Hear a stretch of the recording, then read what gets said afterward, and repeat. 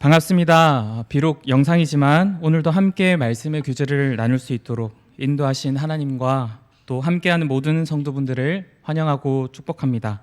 이 시간 우리의 신앙 고백을 함께 고백하도록 하겠습니다. 나는 전능하신 아버지 하나님, 천지의 창조주를 믿습니다. 나는 그의 유일하신 아들 우리 주 예수 그리스도를 믿습니다. 그는 성령으로 잉태되어 동정녀 마리아에게서 나시고 본디오 빌라도에게 고난을 받아 십자가에 못 박혀 죽으시고 장사된 지 사흘 만에 죽은 자 가운데서 다시 살아나셨으며 하늘에 오르시어 전능하신 아버지 하나님 우편에 앉아 계시다가 거기로부터 살아있는 자와 죽은 자를 심판하러 오십니다. 나는 성령을 믿으며 거룩한 공교회와 성도의 교제와 죄를 용서받는 것과 몸의 부활과 영생을 믿습니다. 아멘. 이 시간 찬송가 455장 다 같이 찬양하겠습니다.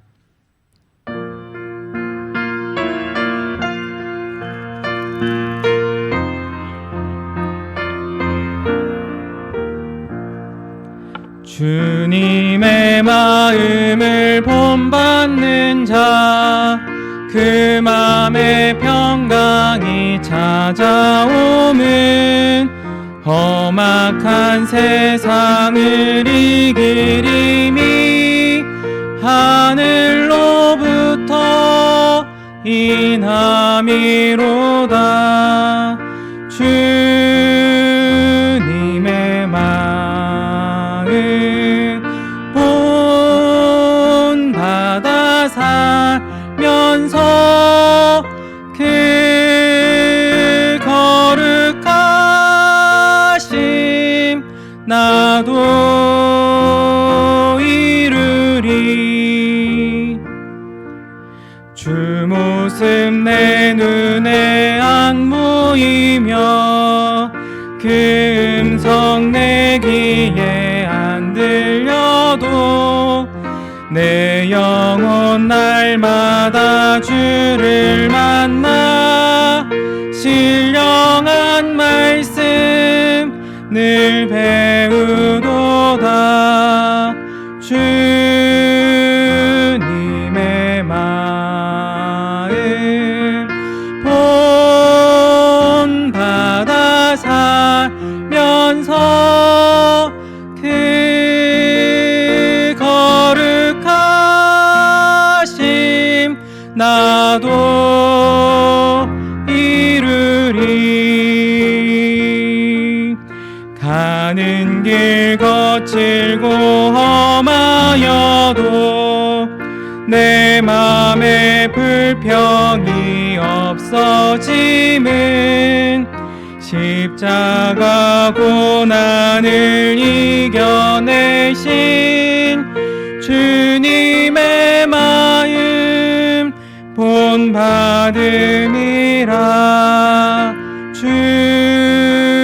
주님의 마음 본받아 살면서 그 거룩하심 나도 이루리. 주 예수 세상에 다시 오실 그날엔 무성부 변화하여 주님의 빛나는 그 형상을 다 함께 보며 주 찬양하리. 주님의 마음 본받아 살면서 그 거룩하심 나도 이루리. 아멘. 사랑이 많으신 우리 아버지 하나님 참으로 감사를 드립니다. 하나님, 참으로 어려운 이 시대 가운데에 우리를 여전히 불러 모아주시고 우리를 외면치 않으시고 주님 앞에 나와 간구하는 모든 제목들을 들어 응답하여 주시는 참 좋으신 우리 주님. 주님 앞에 우리가 몸은 떨어져 있지만 마음을 모아 주님 앞에 나아갑니다. 우리의 몸과 마음을 기쁘게 받아 주시옵고, 이 시간 하나님의 말씀을 나누고 또 하나님 앞에 간절한 마음으로 간구할 때에 들어 응답하여 주시고, 간절히 바라고 원하기는 이 시대를 향한 하나님의 마음, 교회를 향한 하나님의 마음, 우리를 향한 하나님의 마음이 어떤 것인지를 알 수 있는 귀한 은혜의 시간이 될 수 있도록 은혜를 베풀어 주시옵소서. 교회가 핍박을 받고 어려운 시기를 보내고 있는 가운데 있습니다. 믿음이 약한 지체들이 있다면 믿음이 굳건해지는 시간이 되게 하여 주시옵고, 하나님, 우리가 몸은 함께 모이지는 못하지만 우리를 한 가족 되게 하신 그 주님을 생각하며 더욱 믿음이 굳건하여지고, 또 우리 가운데 함께 하신 그 하나님을 바라보며 마음껏 우리가 속한 자리에서 예배하고 찬양으로 영광 돌릴 수 있는 모든 주님의 자녀들 될 수 있도록 은혜를 베풀어 주시옵소서. 이 시간까지 함께 하시는 그 주님, 끝날 시간까지도 함께 하실 줄 믿으며 감사를 드리옵고 살아계신 예수 그리스도의 이름으로 기도드립니다. 아멘. 이 시간 하나님께서 우리에게 주시는 말씀은 사무엘상 3장 10절에서 21절까지 말씀입니다. 사무엘상 3장 10절에서 21절까지 말씀. 제가 가지고 있는 성경책 구약 412쪽에 있습니다. 하나님의 말씀을 제가 봉독하도록 하겠습니다. 여호와께서 임하여 서서 전과 같이 사무엘아 사무엘아 부르시는지라. 사무엘이 이르되 말씀하옵소서, 주의 종이 듣겠나이다 하니, 여호와께서 사무엘에게 이르시되 보라, 내가 이스라엘 중에 한 일을 행하리니 그것을 듣는 자마다 두 귀가 울리리라. 내가 엘리의 집에 대하여 말한 것을 처음부터 끝까지 그날에 그에게 다 이루리라. 내가 그의 집을 영원토록 심판하겠다고 그에게 말한 것은 그가 아는 죄악 때문이니, 이는 그가 자기의 아들들이 저주를 자청하되 금하지 아니하였음이니라. 그러므로 내가 엘리의 집에 대하여 맹세하기를, 엘리 집의 죄악은 제물로나 예물로나 영원히 속죄함을 받지 못하리라 하였노라 하셨더라.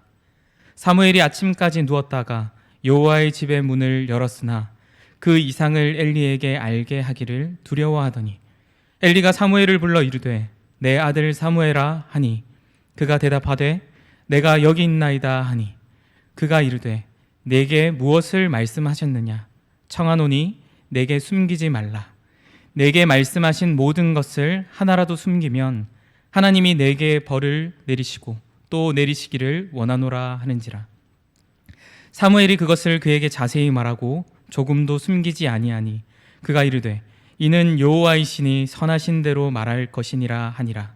사무엘이 자라매 여호와께서 그와 함께 계셔서 그의 말이 하나도 땅에 떨어지지 않게 하시니, 단에서부터 브엘세바까지의 온 이스라엘이 사무엘은 여호와의 선지자로 세우심을 입은 줄을 알았더라.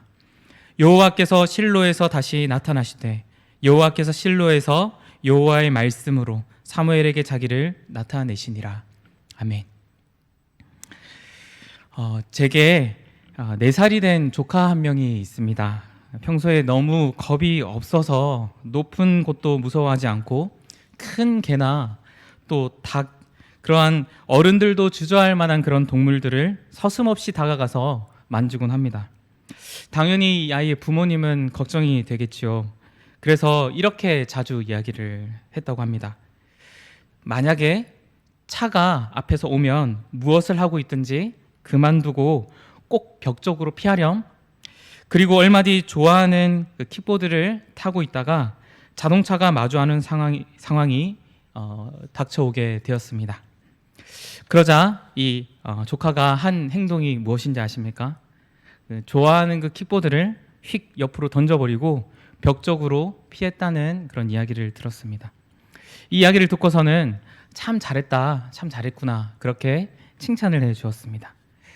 귀를 완전히 틀어막지 않는 이상 듣기는 잘 들을 수 있겠지요. 하지만 그 말을 듣고 계속 생각했기 때문에 아끼는 킥보드이지만 던져버릴 수 있었던 것입니다.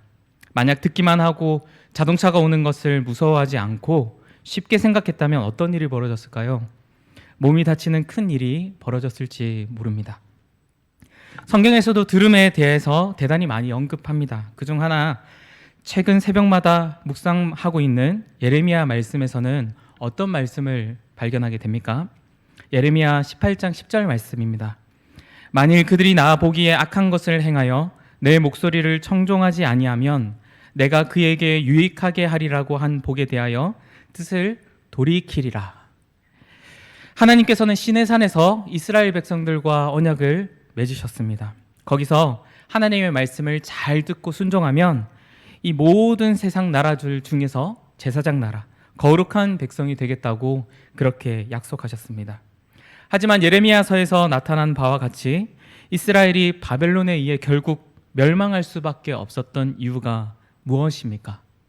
그것은 바로 하나님의 목소리를 잘 귀담아 듣지 않았기 때문입니다. 오늘 말씀으로 돌아가서 오늘 본문에 이 당시에 경험하고 있는 이스라엘의 상황이 어떠합니까? 외적으로나 내적으로나 큰 혼란의 시기를 겪고 있는 가운데 있습니다. 이 시기를 말하는 대표적인 구절이 바로 사사기 제일 마지막 장 마지막 절 21장 25절에 이렇게 말씀합니다. 그때 이스라엘의 왕이 없으므로 사람이 각기 자기의 소견에 옳은 대로 행하였더라. 오늘 본문이 속해 있는 사무엘상 3장 1절에서도 당시의 상황을 잘 나타내 보여주고 있습니다. 여호와의 말씀이 희귀하여 이상이 흔히 보이지 않았더라. 이스라엘의 진정한 왕이 누구입니까?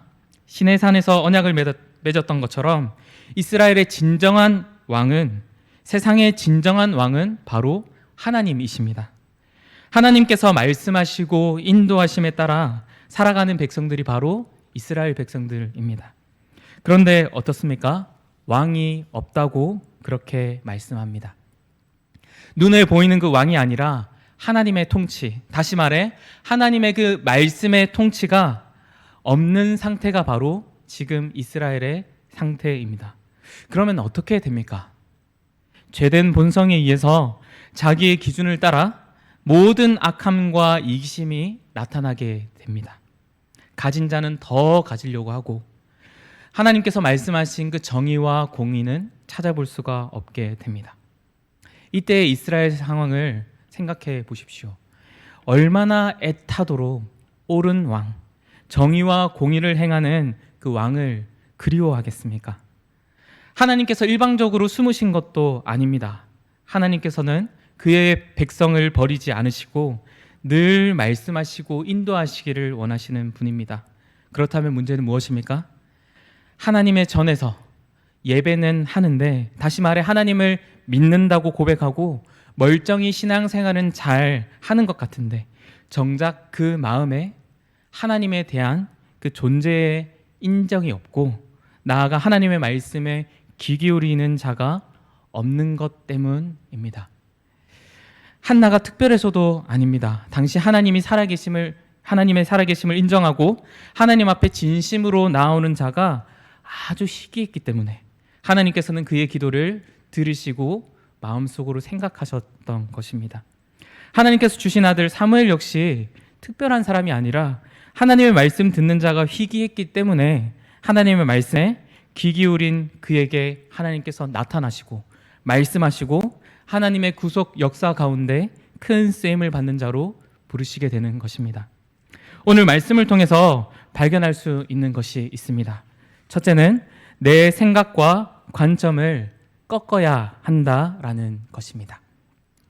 한나의 기도가 끝나는 사무엘상 2장 12절부터 이어지는 그 말씀은 사무엘과 엘리 제사장의 아들들이 대비가 됩니다. 엘리는 당시 대제사장으로 그 이름의 뜻이 하나님은 높으시다, 하나님은 존귀하시다 라는 그 의미를 가지고 있습니다.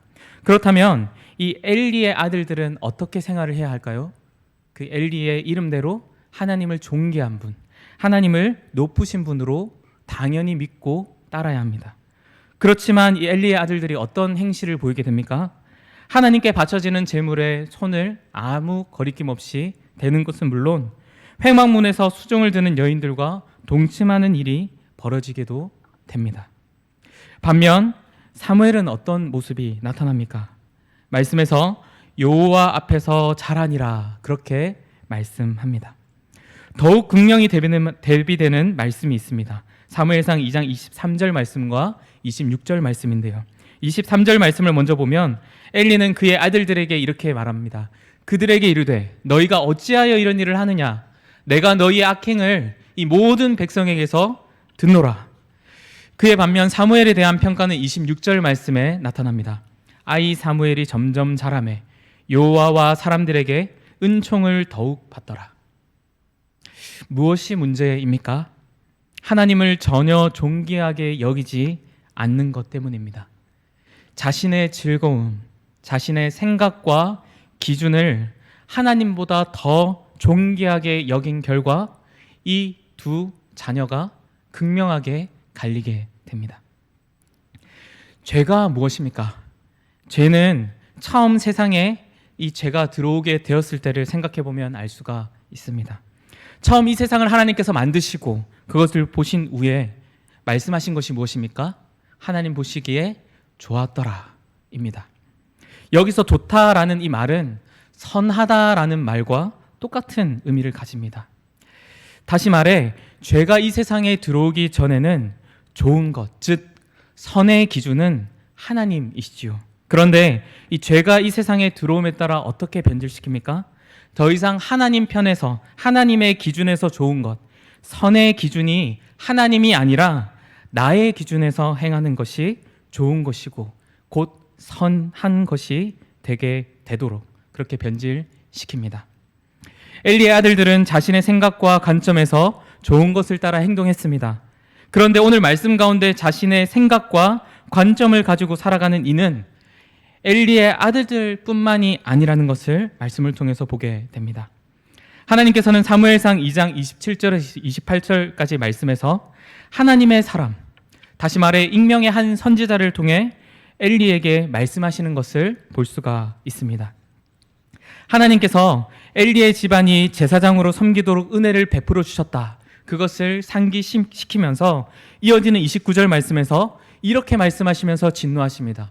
너희는 어찌하여 내가 내 초소에서 명령한 내 재물과 예물을 밟으며 내 아들들을 나보다 더 중히 여겨 내 백성 이스라엘이 드리는 가장 좋은 것으로 너희들을 살찌게 하느냐? 엘리의 아들들뿐만 아니라 엘리 제사장 역시 하나님을 존귀하게 여기지 않는 사람으로 포함시키십니다. 그러면서 하나님의 심판을 말씀하시는 것입니다. 여기서 또 한 가지 살펴볼 것이 있습니다. 그것은 당시 하나님의 말씀을 전해야 할 영적 지도자가 누구냐라는 것입니다. 그 당시 하나님의 말씀을 받아서 모든 이스라엘 사람들에게 전해야 할 영적 지도자는 다름 아니라 엘리 자신입니다.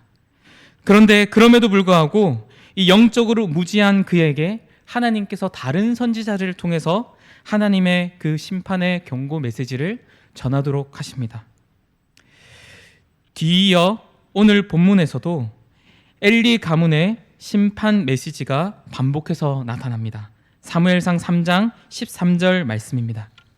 내가 그의 집을 영원토록 심판하겠다고 그에게 말한 것은 그가 아는 죄악 때문이니 이는 그가 자기의 아들들이 저주를 자청하되 금하지 아니하였음이니라.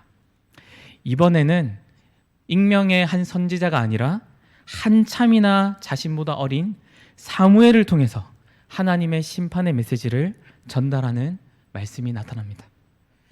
그럼에도 이 말씀들을 들은 엘리는 어떠합니까? 3장 18절 말씀에 이렇게 말씀합니다. 이는 여호와이시니 선하신 대로 하실 것이니라 하니라. 이렇게 고백하지요. 하나님을 고백하는 듯 하지만 하나님의 이 같은 경고에 그가 돌이켜 옷을 찢으며 진정으로 회개했다라는 그 말씀은 어디에도 나타나지 않습니다. 하나님께서 회개할 기회를 거듭 주셨지만 진실된 고백, 진심으로 자신의 생각과 기준은 꺾지 않는 것을 발견하게 됩니다. 반면 어린 사무엘은 어떻습니까? 영적으로 어두워서 하나님에 대해 관심 있는 자가 없고 하나님의 이상이 나타나는 것이나 하나님을 존귀히 여기는 것에 관심이 없는 자가 너무나 만연한 그 가운데 하나님을 존귀하게 여기는 것이 말씀을 통해서 나타나고 있습니다. 하나님의 전에서 하나님을 섬기는 모습이 엘리 제사장과 또 엘리의 아들들과 대비되는 것이 바로 그것입니다. 오늘 우리도 이 같은 상황을 발견하지는 않습니까? 하나님을 알지 못하는 사람이야 그렇다 쳐도 정말 하나님을 경험하지 않았고 하나님을 모른다 하지만 매주 말씀을 통해서 하나님이 어떤 분이신지 듣고 또 믿고 고백하는 우리는 정말로 진실로 하나님을 존귀하게 여기고 있습니까? 여전히 내 생각과 관점을 고집하고는 있지는 않습니까? 하나님의 심정이 어떤지 더 관심을 가지고는 있습니까? 자녀나 다른 사람들에게로 향할 것 없이 우리 스스로 물어본다면 말입니다. 내가 생각하는 것이 하나님의 말씀, 하나님의 기준, 하나님의 마음보다도 더 중요한 기준이 바로 내 안에 있지는 않습니까? 저는 고등학교 때 처음 회심한 이후 교회가 참 사랑스러웠습니다. 주님께서 사랑하시는 교회이기 때문에 저 역시 교회가 너무나 좋았습니다. 그러다가 갓 성인이 되었을 무렵 출석하고 있던 교회에 분열이라는 그 아픔이, 그 어려움이 처하게 되었습니다. 당시 저는 넘치는 열정을 가지고 중고등부 교사로 섬기고 있었을 때인데요. 그런데 하루아침에 매정한 눈빛으로 평소에 잘 받아주었던 그 중고등부 학생들의 인사를 받지 않고 도리어 매정한 눈빛으로 교회 로비를 지나가는 그 어른들의 모습을 기억합니다. 그 이유인 즉슨 해당 학생이 자신과 대립하고 있는 어떤 집사님의 자녀 혹은 어떤 권사님의 자녀였기 때문입니다. 참 슬픈 일이지 않습니까? 그 외에 일어나는 씁쓸한 사건들을 보고 또 들으면서 비판적인 생각이 참 많아지게 되었습니다. 그러는 중 참 교만한 마음으로 하나님께 이렇게 기도한 적이 있습니다. 하나님, 이렇게 교회가 약하고 멀쩡하지 않은데 교회를 통해서 무슨 일을 하시겠다고요? 안 됩니다. 안 돼요. 이 모양 이 꼴인데요. 이렇게 말입니다. 참 교만하지 않습니까? 그렇게 교만한 기도를 하던 가운데 하나님께서 주신 마음이라 여겨지는 생각이 하나 딱 가슴을 쳤습니다. 너의 눈에도 그것이 보이냐? 그러한 것입니다. 맞습니다. 내 눈에도 보이는 걸 하나님께서 모르실 리가 없는데 그런데도 교회를 통해 일하신다고? 그럼에도 불구하고 하나님께서 쓰신다고 하시니 써지겠구나 라고 그렇게 고백을 하게 되었었습니다. 교회의 분열 가운데 양측 다 교회를 위한 일이고 타당한 이유가 충분했을 것입니다. 하나님을 생각한다고 하지만 나도 모르게 하나님의 마음보다 앞서 나갈 때가 있을 수 있습니다. 누군가가 나를 대신해 논리적으로 말을 잘해서 말싸움에 이기는 것을 보며 많은 부분들을 또 그 외적인 것을 통해 할 수도 있겠지만 부탁드리는 것은 부디 그것으로 통쾌함이나 위안이 되는 일이 되지 않기를 소망합니다. 그 누구보다 교회를 더 사랑하시고 그 누구보다 한 영혼 한 영혼을 더 사랑하시며 그 누구보다 교회의 아픔을 가장 아파하시는 분이 누구이십니까? 바로 하나님이십니다. 눈물이 나는 교회의 어려움을 지금 경험하고 있습니다. 때론 교인됨이 부끄럽기도 합니다. 그래서 누군가에게 억울한 마음에 분노를 쏟아내 그렇게 하고 싶은 마음도 듭니다. 하지만 잠깐 멈추어서서 생각해 보기를 소망합니다. 하나님께서 주신 분노에 의한 것인지 아니면 내 생각과 기준, 자존심에 의한 것인지 말입니다. 내 생각과 관점을 내려놓으면서 자연스럽게 집중해야 할 것이 있지요. 그것은 무엇입니까? 바로 하나님의 말씀에 귀 기울이는 것입니다. 하나님의 큰 쓰임을 받은 사무엘이지만 그 자신이 특별하고 대단한 것은 아니지요. 본문 10절 말씀과 같이 하나님 편에서 먼저 친히 찾아와 말씀하시고 사무엘은 그저 하나님의 말씀하신 대로 행했던 자에 불과합니다. 하지만 여기서 하나님의 역사 가운데 가장 중요한 부분이 나타납니다. 그것은 들음, 바꿔 말해 청종입니다. 이 청종이라는 말의 사전적인 의미는 이르는 대로 잘 듣고 쫓아간다라는 의미입니다. 영어로는 조금 더 강한 어조를 가지고 있는데요. 복종하다라는 의미로 번역이 되기도 합니다.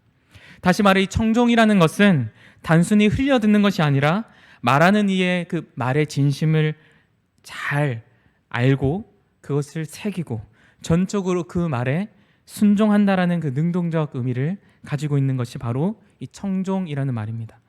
오늘 본문에서 하나님의 말씀에 다르게 반응하는 두 인물이 나타나는데요. 한 명은 앞서 살펴보았듯이 엘리 제사장입니다. 그는 하나님의 심판 메시지를 전하는 이 사무엘의 말에도 하나님께서 선하신 대로 하실 것이다, 그렇게 말은 하지만 그 말씀을 진심으로 듣고 새기며 그것대로 실천하지 않습니다. 반면에 다른 한 명인 사무엘은 어떠합니까? 말씀하옵소서, 주의 종이 듣겠나이다. 그러한 고백 뒤에 하나님께서 두 귀가 울릴 심판의 메시지를 말씀하시는 것을 보게 됩니다. 그러자 사무엘이 했던 행동이 본문 15절 말씀에 나타납니다. 사무엘이 아침까지 누웠다가 여호와의 집의 문을 열었으나 그 이상을 엘리에게 알게 하기를 두려워하더니, 하나님의 말씀을 단순히 흘려 듣지 않고 새기며 앞으로 일어날 분명한 하나님의 말씀임을 확신하는 것입니다. 그리고 어떻게 합니까? 당시 대제사장이었던 이 엘리에게 엘리의 눈치를 살펴 더하거나 빼는 것, 그러한 왜곡 없이 있는 그대로 하나님의 말씀을 전하고 있습니다. 똑같은 말씀임에도 불구하고 엘리와 사무엘의 반응이 극명하게 갈립니다. 진정 두려운 것은 엘리의 입에서 나올 말이 아니라 하나님의 말씀이기 때문에 더하거나 빼지도 않습니다. 그리고 이어지는 4장 말씀에서 그 말씀이 그대로 이어지는 것을 우리는 말씀을 통해서 발견할 수가 있습니다. 성경이 말씀하는 사무엘에 대한 평은 다음과 같습니다. 본문 19절과 20절까지의 말씀입니다. 사무엘이 자라매 여호와께서 그와 함께 계셔서 그의 말이 하나도 땅에 떨어지지 않게 하시니 단에서부터 브엘세바까지의 온 이스라엘이 사무엘은 여호와의 선지자로 세우심을 입은 줄을 알았더라. 사무엘이 대단히 똑똑하고 지혜로운 사람이라서 이겠습니까? 아닙니다. 하나님께서 그와 함께 계셔서 하나님께서 하시는 그 말씀을 잘 듣고 새기며 그것을 가감없이 이스라엘에게 전해졌을 때에 사람들이 사무엘은 하나님께서 세우신 자, 하나님께서 함께 하시는 자다, 그렇게 인정하게 되었던 것입니다. 지난주 한 뉴스를 보면서 이름이 알려져 있는 한 목회자가 설교단에서 마땅히 그리스도만 선포되어야 할 그 두렵고 떨리는 자리에서 그날 참석한 특정 정치인을 드높이는 것을 보게 되었습니다. 보는 내내 손이 떨리고 화가 솟구쳤습니다. 하나님의 말씀이 가감 없이 선포되어져야 할 그 강단에 그곳에서 자랑이 되고 칭찬받는 대상이 예수님이 아니라 바로 사람이었기 때문입니다. 나의 생각과 관점을 꺾고 내 생각과 기준이 그 자리 잡고 있었던 그곳에 하나님의 기준, 하나님의 말씀만이 자리 잡아져야만 합니다. 이것은 말씀을 전하는 자뿐만 아니라 하나님의 말씀을 듣는 자 모두에게 해당됩니다. 그래서 내가 내뱉는 말 한마디, 눈빛 하나, 행동 하나, 감정 하나하나가 말씀에 근거한 모습으로 나타나져야만 합니다. 우리는 어떻습니까? 하나님의 말씀을 가감없이 받아들이고 있습니까?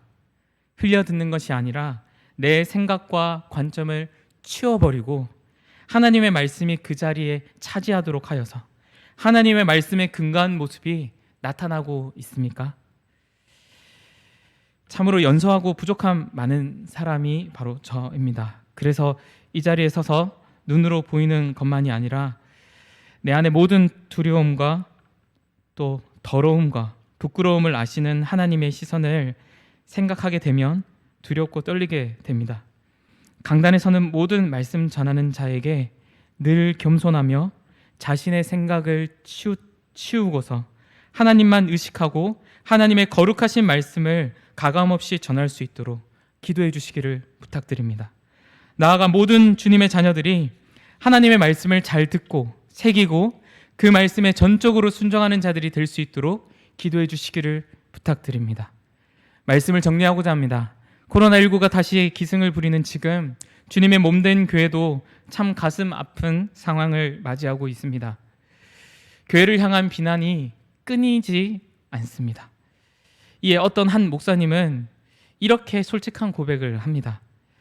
이전까지는 목사인 것이 부끄럽다고 생각해 본 적이 없었는데 죄송스럽게도 목사라는 것이 부끄러울 수도 있다. 밖에서 누군가 목사님 이렇게 부르면 참 부끄러울 수도 있겠다 하는 생각이 들었다. 그렇게 말을 하기도 합니다. 교회를 바라보는 시선이 차갑기 그지없는 지금입니다.